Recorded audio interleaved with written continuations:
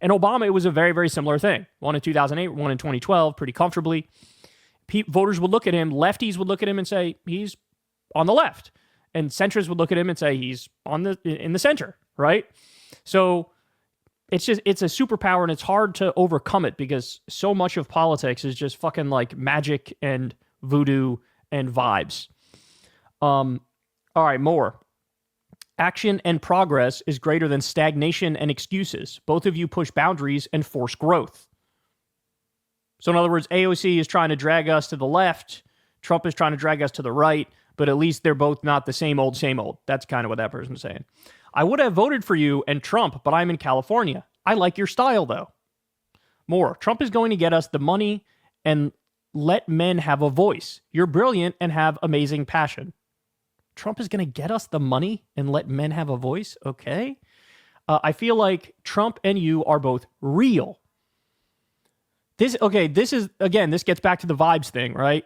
If you don't feel professional and polished and you feel more authentic, voters just like that in today's day and age. This is not the America of the 1980s where like, no, you have to be the most fake and the most inauthentic and the most polished. More. Voted for Trump in Arizona, but voted for Democrat Rubin instead of Kari Lake because thought he's good handling war. Whoa. Okay. So is he saying Trump's good at handling war or Rubin is good at handling war? I think he's trying to say Trump. But there were a lot of people who voted for Trump at the top and then Ruben Gallego, the Democrat, instead of Kari Lake, which is crazy because Kari Lake has literally modeled herself after Trump in every way, shape, and form. She could not have tried to be any more Trumpy. And you got Trump voters who are like, yeah, I don't like her, but I like Trump. It's like only Trump can get away with Trumpism, it seems like, right? All of his candidates, the ones that are most like him, usually get wiped out. But again, so this is the person who Trump's posturing on foreign policy, it got through to this person.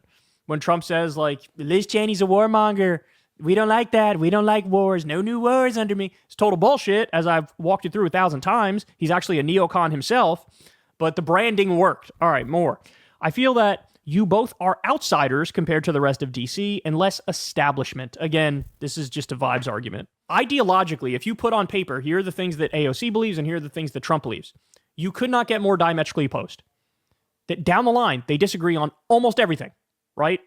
But people just feel the vibe is similar. Hey, you're authentic. I guess I like you. Will you please share what you learn? I'm baffled by the split votes. Okay, so that was really not relevant. More, I know people that did this and it was because of Gaza. That also makes no sense. I can understand somebody making an argument.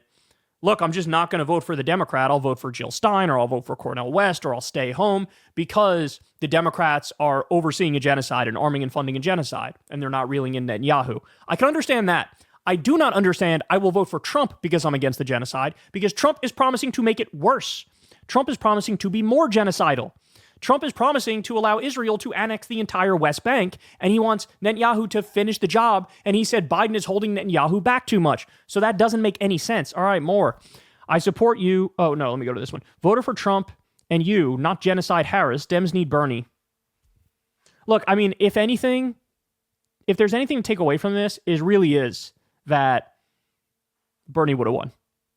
Bernie would have won. He would have held the standard Democrats who are always going to vote Democrat. And then clearly there are plenty of people who are genuinely swing voters, independent minded. And the exact demographic that Harris failed with, you know, like Latino men, for example, and young people, that Bernie would have gotten those people, right? That's what's clear to me right here. But you also signified change. Trump signified change. I've said lately, Trump sounds more like you. Oh my God. She was more for rights than the economy. And when she talked about it, she didn't have a plan. Look, I got a lot of criticisms of Kamala Harris, but she absolutely did have an economic plan. She wanted to do a $6,000 child tax credit. She wanted to ban price gouging for groceries. She wanted to reduce medical debt. She wanted to help first-time home buyers with a $25,000 down payment. She wanted to build 3 million more homes. And then when this person says she was more for rights than the economy, I think what they're referring to is she's talked too much about abortion. You are focused on the real issues people care about, similar to Trump populism in some ways. Oh, guys, it doesn't I feel like it literally doesn't matter how many times on this show I can absolutely debunk the idea that Trump is a populist or he's anti-establishment. Politics is about vibes, and these vibes have permeated across the country. And so people just feel like, yeah, he's pro-worker and he's anti-war, and it's like, doesn't matter how many times you list, hey, here are his policies in the first term. Doesn't matter. They don't care because the vibe overrides the objective reality. And that's the most frustrating thing to me. But it does get to, yet again, the way for the Democrats to get out of this. If he's winning on the anti-establishment vibe because he's angry, for example, okay, you need to be angry and you need to channel people's anger and point it at the correct targets. Trump pointed at the wrong targets. He pointed at immigrants and trans people and Democrats. You need to point it at Republican elites and big money donors and corporations and billionaires who've rigged our government. I support you and did this. Felt like I didn't have a choice after Biden's administration. He speaks of war as something that is bad. Democrats became the party that supports war. Oh, I can't, man. I just can't. Why am I even doing my show? Like, literally, why am I even doing my show? Like, I talk about this every day being incorrect, and it doesn't matter. It doesn't matter.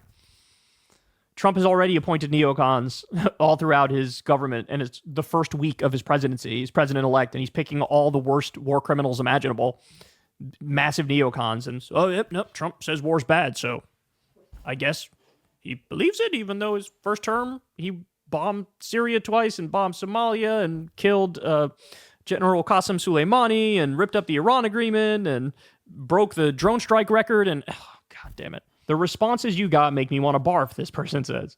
Dems do a better job at the local level, but are terrible at the macro level. Loved ones say you're both straightforward and challenging corruption and broken government. Yeah, look, so literally the only thing you can take away from this that is coherent is it's a vibes thing. It's a vibes thing.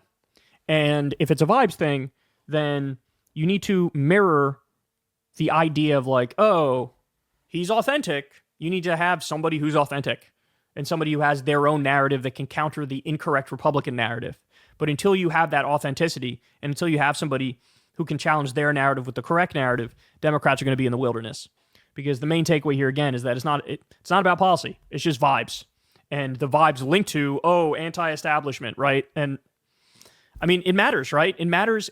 We are truly, truly breaking from the neoliberal era, certainly in the field of optics, but people also want it in terms of policy, right? And I think that's the main takeaway. So interesting. Credit to her for asking this question. But you gotta be able to keep both thoughts in your mind, right? That like the people who did that, they're just wrong. Like they don't understand what these people represent and what they want to do and what their vision is, because their visions are diametrically opposed. It's a contradiction to vote for both of them. So they don't understand it. But also, you can see how they got there, and you can learn lessons based off that and make important changes. And I think that's the big takeaway. Hey, y'all, do me a favor and like and subscribe. It helps out big time in the algorithm. Click the bell as well for notifications when videos drop, and watch that video on screen right now. You know you want to.